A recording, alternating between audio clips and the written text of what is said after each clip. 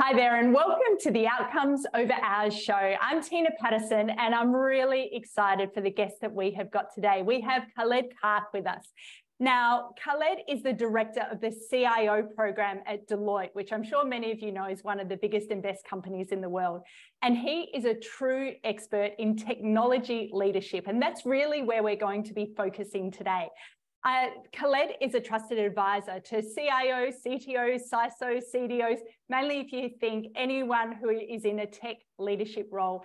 And him and his team look at research and insights into technology leadership for today, as well as going forward. Outside of work, he is a volunteer in a nonprofit youth group. He's also an avid squash player. He's a dormant long distance runner, which I find hilarious. I'm a mediocre long distance runner, and he loves spending time with his family as well.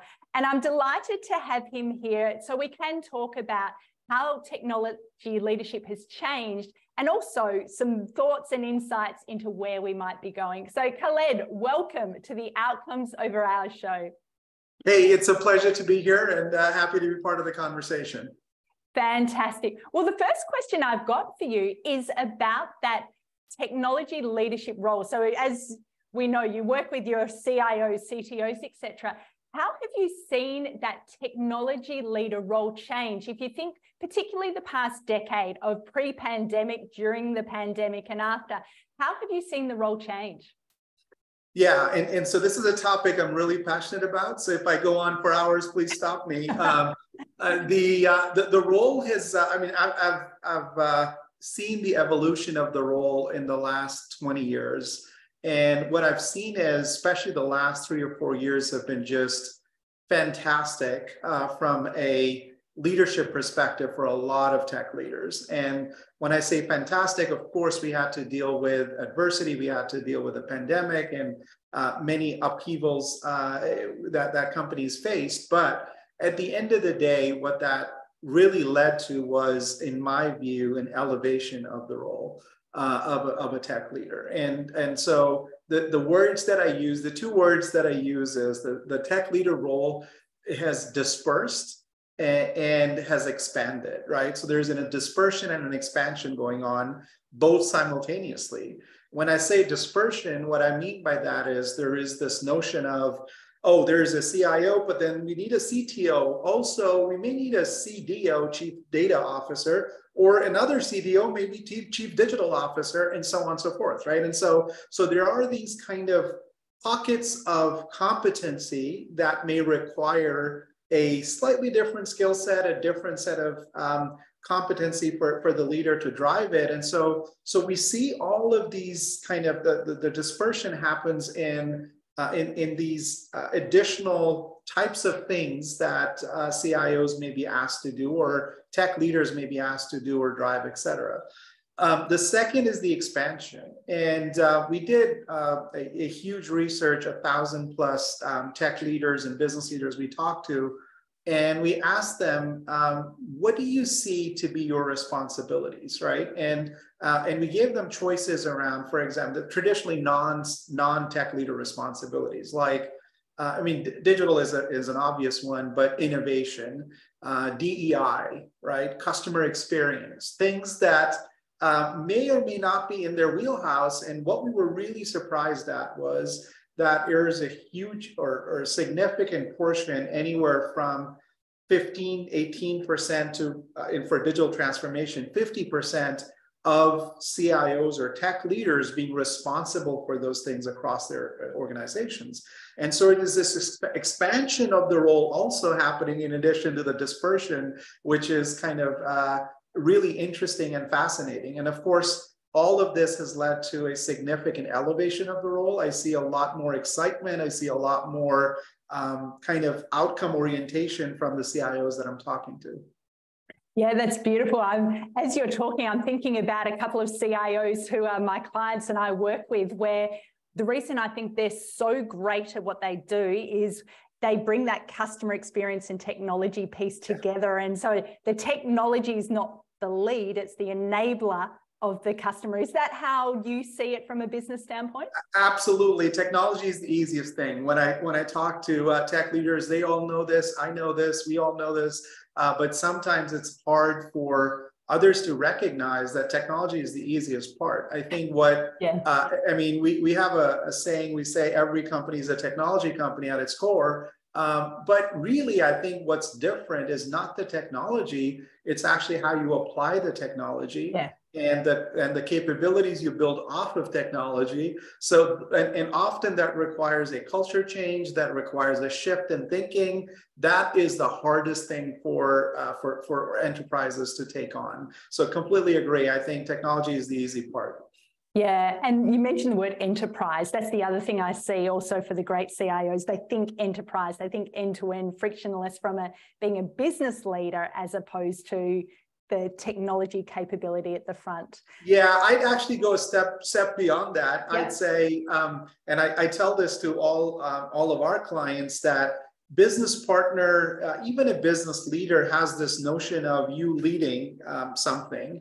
Where I see the role of tech leader is a co-creator, right? It is actually building beyond just your own leadership to actually co-create and enable others to be able to provide outcomes and focus on things that matter to your business, to your enterprise, et cetera. And so to me, I think it's a lot about co-creation, and that includes, of course, your own leadership, but that includes taking others along with you on the journey.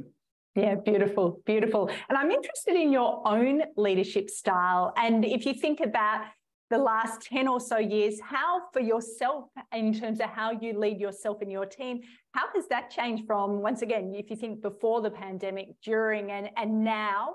Has your leadership style adapted? And if so, how? It has. And partly I feel a little bit lucky that I ended up in an organization that valued and that pivoted fairly significantly. I mean, of course, we all know consulting organizations have long hours, it's kind of hard work, et cetera. But I've seen the organization pivot, and of course, with that, us as leaders pivoting a little bit. And so, yes, I think, of course, over the last decade, we've seen multiple changes, but the two that are really standing out for me, one is it used to be that there was no distinction between a weekday and a weekend. And of course, what we as leaders didn't realize or recognize was we were just checking something off our to-do list on a weekend by throwing out an email. That created a flurry of activity in the people who received that email to somehow respond to it, irrespective of the circumstances they were in, et cetera. And so we've taken kind of steps to very consciously make sure that there is no flurry of activity over the weekend. But if there is, if you absolutely need to do something, you put a note at the bottom saying this does not require you to immediately respond to it. Take your time. And so it's actually just being thoughtful and mindful of some of those minor things that allow you to kind of just be empathetic about what other people in their situations are going to be, and not to create a flurry of activity just because you end up sending an email. So that's one big one. And then I think the second one, which is actually really interesting, is building an inclusive culture. And of course, we all tried to do, and we did our best, et cetera. But a few years back, I went through training around unconscious bias. And that was a little bit of an eye-opener, right? And so that led to, again, a set of things, mental models and mental things that allow you to kind of just be thoughtful about using small words or words that you frequently use that may or may not be inclusive, et cetera. And so, so the real trick, I think, in terms of, I mean, of course, we're all kind of big on diversity, equity, inclusion. You can actually attract a lot of good employees by having a diverse culture, having a culture that celebrates diversity, et cetera. But to really retain those people, you need inclusivity. You need inclusiveness in your environment. And so I think both go hand in hand, and we have to be thoughtful a lot about, there's a lot of talk about diversity today in leadership and so on. I think we have to pay equally, if not more, focus on inclusiveness as a principle for us to retain the best employees that we've got. Oh, that's such a great answer, Khalid. And I completely agree. It feels like one of the good things that we have adapted to post-pandemic is that there is that flexibility a bit more, which does often help and enable people from diverse backgrounds. I know a lot of people who've said to me, wow, I actually for the first time feel comfortable saying I'm dropping my kids at school and then I'm going to start work. Things that it was, here's your work self, here's your personal self before. Are you seeing that as well? And what are your thoughts on that? Absolutely. And I think it's actually the ability for people to share some of that. The human, I mean, of course, Zoom brought in all our home backgrounds and everything else to the table, which was just amazing to see kind of that personal kind of touch that you never saw in the workplace. But you're absolutely right. I mean, I remember about 10 years ago, we had an employee who was on a call and he would constantly drop off. And we was like, what's going on? And then all of a sudden we heard a buzz and he was actually getting a haircut while being on a conference call, right? And so again, I think that today is probably not going to be uncommon, but that story went on for years because kind of it was done so different, right? And so the point being, I think we all juggle multiple things. We all have multiple things going on. And I think just being thoughtful about and giving the flexibility to our employees to do that is just is phenomenal. We actually asked a question of all the tech leaders, what is your number one retention strategy, right? So that has actually worked, right? So of course, there's a whole bunch that you can list out, but what has actually worked for you? And we had things like reskilling, we had things like, I mean, but the two that really bubbled up to the top, one was flexibility in the work environment. That was number one, of course, right? And that's for your high potential talent, right? They want that flexibility. And then the second was mission and purpose of the organization. Yeah, beautiful. And that stood about compensation. That stood above, by the way, reskilling was right at the bottom because reskilling is an expectation. It's a table stakes expectation. It's not going to help you retain your high performers. So I think the idea of flexibility and having the ability to kind of work within the construct that works best for you, and then providing that purpose, that mission, having that clarity of mission. Oftentimes it sounds really, really simple, but it's not. Having that clarity of mission and purpose allows the best of the best to retain high-performing talent. So yeah, I completely agree. I think those are the two things that bubbled up to the top more so than compensation. Yeah, fantastic. I love that. And it's very aligned with my mantra, outcomes over hours in the office. It's not about when or where you work. The outcomes still need to be there, the business results, but just empowering people and giving them the flexibility. Fantastic. Changing gears a bit, do you have a morning routine? And if so, what is it? Yeah, I do. And my rule is not to look at my phone for the first hour or so after I wake up. And so I try almost always to try to stick to that. But I do have a morning routine. It starts with waking up and it's just prayer. And then it's the next maybe 20 minutes, which is having a cup of coffee in my hand, going out in the backyard. We're lucky to have a yard where there's lots of trees and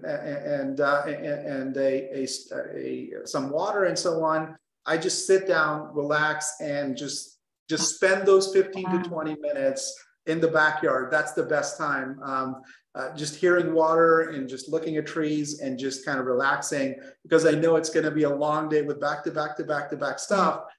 So it just kind of sets me up and kind of relaxes me to a point where it just becomes really, really, I'm kind of happy to jump into the day as opposed to being dragged into the day. So yeah. I love that. I did a short meditation this morning, and they were talking about creativity and innovation, and how when you ask someone, okay, sit down, think about something, what's the next innovative product? No one ever thinks about it. Not going to happen. It's when you're in situations like the one that you're in, where you're just calm and relaxed and not necessarily thinking about work, that sometimes the best ideas come. Have you experienced that? I have, and I think that my goal is not to think about anything, and of course there's a flurry of things that come to your mind. Amazing. But yeah, I think that's the intent, is to kind of clear your mind a little bit, and that's where you kind of have some of the best ideas, where you've kind of relaxed and calmed down to a point where the constant kind of banter of the day isn't really impacting you, or hasn't really impacted you at that point.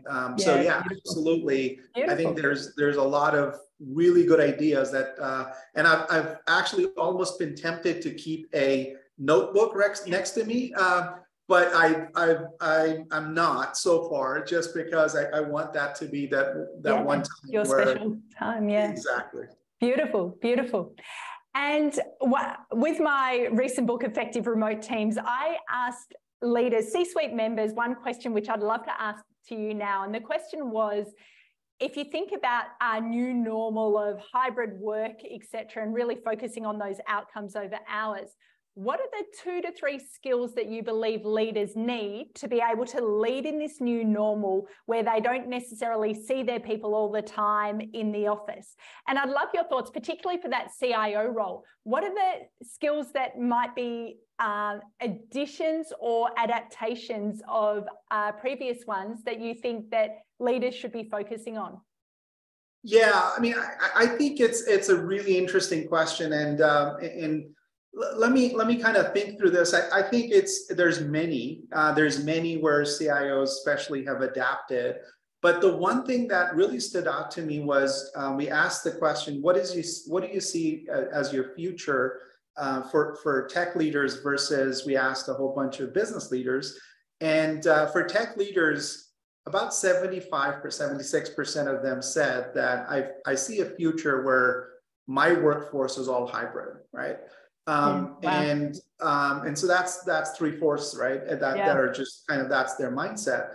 But when we asked the same question of other CXOs, the numbers were in the 60 percentage points, right? And so there is this gap in expectation of kind of what hybrid is going to look like for different types of organizations. Of course, it depends on the role, depends on a whole bunch of factors, but what is happening is it's creating this tension between CIOs and CXOs, the rest of the organization, where CIOs are saying that that's the best way to retain my top performing talent. CEOs are saying, well, get people back into the office, right? And so I think the skill, long-winded answer to your question, the one skill that I think the CIOs need to really master is the ability to get their workforce to connect with purpose, right? So right now, everybody's saying mandating 2 days a week, 3 days a week, and of course, different things work for different people.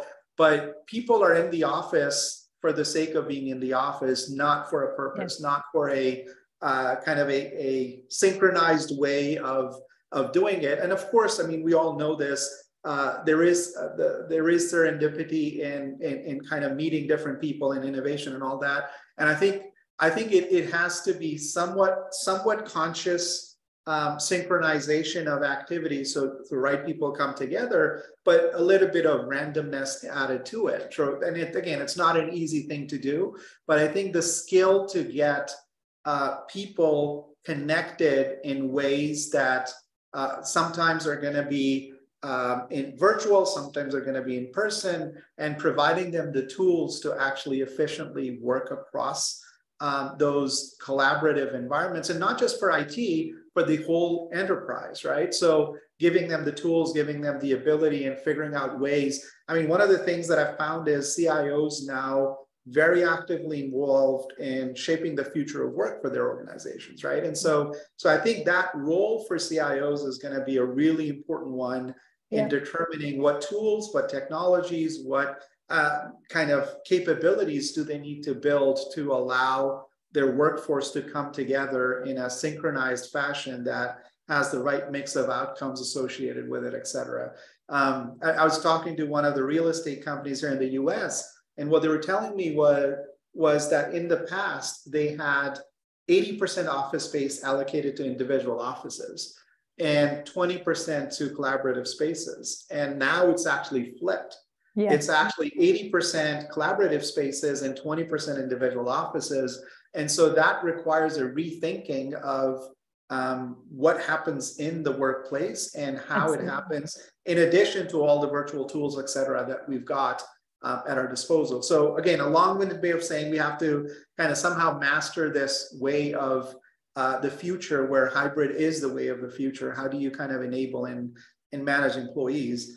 I think the second skill set, in my view, is a really interesting one. And what I've kind of come to realize is that a lot of CIOs tend to, because they've kind of focused primarily on individuals and individual performance, and that's kind of how we've been brought up.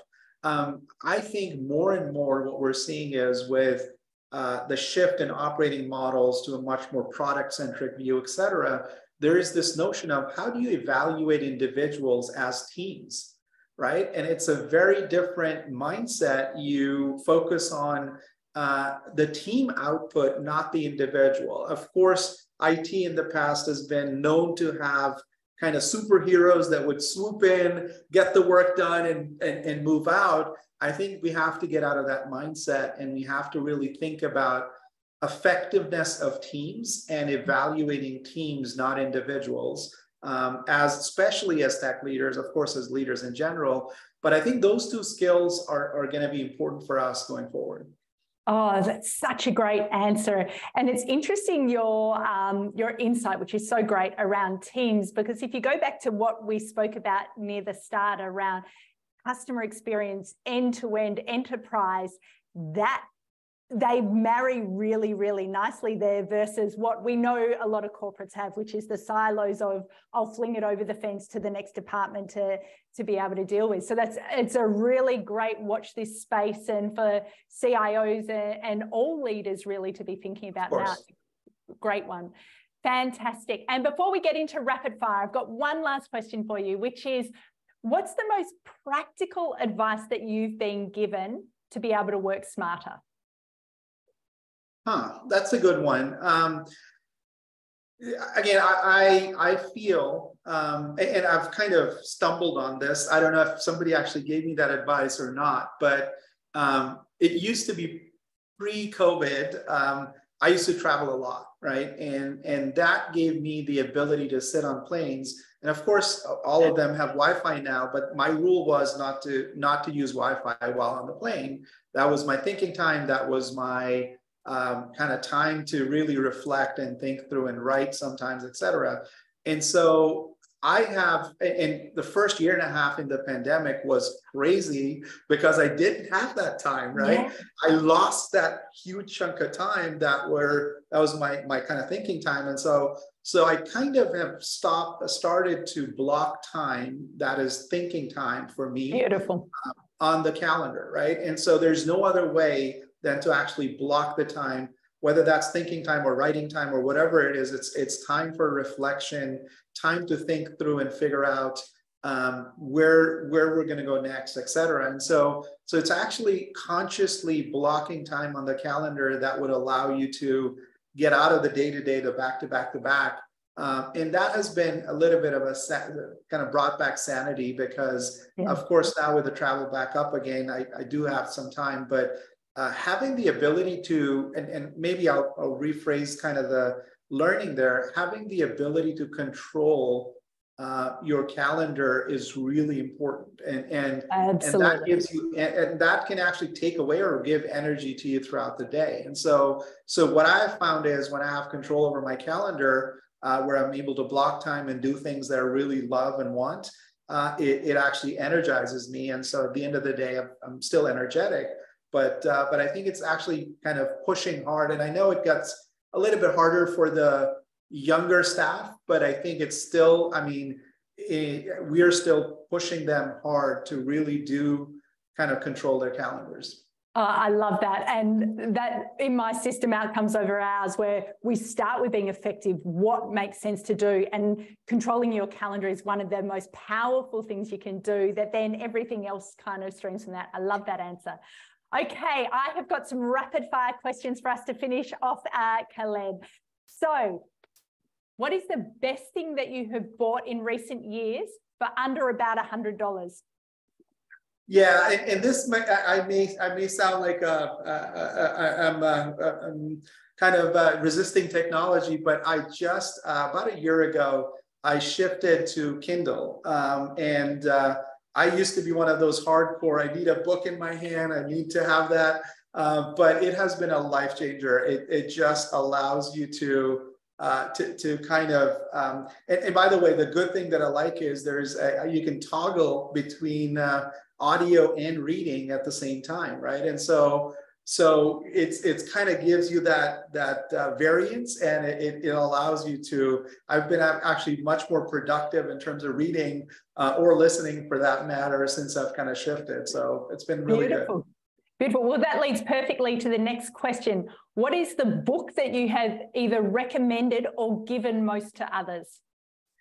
Yeah, it changes every 18 months or so, but I think the one that I like the most over the last 2 or 3 years is there's a book by a Stanford professor called Techies and Fuzzies. So fuzzies are humanities majors at Stanford. That's the nickname for them. And of course, techies. And the whole argument on that book is that you can't have one or the other, right? So you have to have techies and fuzzies to really operate. So techies are black and white. They'll kind of get the problem solved, but you need that ambiguity. You need that kind of gray area of gray to kind of figure out where to go. And so to operate at a high performance level, you need to have techies and fuzzies both. And the reason I kind of share that a lot with my clients and others is this whole notion of finding the mythical, what we call the 10x engineer, and driving that high product. You need a team, first of all, and you need a balance in the skill set in terms of really pushing the whole team forward. And so I love that book just because of that notion of bringing it all together. Oh, wonderful, wonderful. And what is your go-to comfort food? Oh, lots of it. I mean, in the South in the US, lots of it. But I mean, you know what? I don't know if it's even comfort food or not, but over the last year during the pandemic, I really got into Texas style barbecue. So brisket has become a really kind of something that I really enjoy. So wouldn't call it comfort food, but I love it. Yeah, beautiful, beautiful. And what is the most fearless thing you've done in recent years? That's a good question. I'd have to think about that one. Fearless thing. I'm actually a pretty conservative and I avoid taking risks. But the nonprofit that I work for asked me to lead a project where in a short span of time, we had to arrange for about 4,000 people converging onto a single city and organizing the whole event, the food, the activities, and so on. And that is in addition to my day job, right? And so I kind of volunteered for that and kind of kept my fingers crossed with all the travel. Travel had started back up by that point, and so it actually ended up being a really, really successful event. But that was an interesting experiment to go way beyond. And I had never done anything like that in recent history. So it was fun. That's fearless. That's very impressive. And finally, what does focusing on outcomes over hours in the office mean to you? Yeah, and but I mean, I'd be very honest to admit that I was always one of those guys who'd be like, why is this guy leaving in the middle of the day, right? And that was kind of a decade ago. That was kind of the mindset. And what I've come to realize is that, again, everybody has a different rhythm. Everybody has a different way of operating. And the one thing that really kind of helps me kind of rationalize some of that is to think about the value they're delivering in the context of their work, right? And so oftentimes I now am kind of thinking about what can that employee do effectively in the context of, and even beyond the context of their responsibility. So what I've seen is, and I work with a lot of CIOs where they've got large organizations, and when we ask to evaluate kind of their organization, they're often like, this is a great person, I love this person, but they're not effective in their role.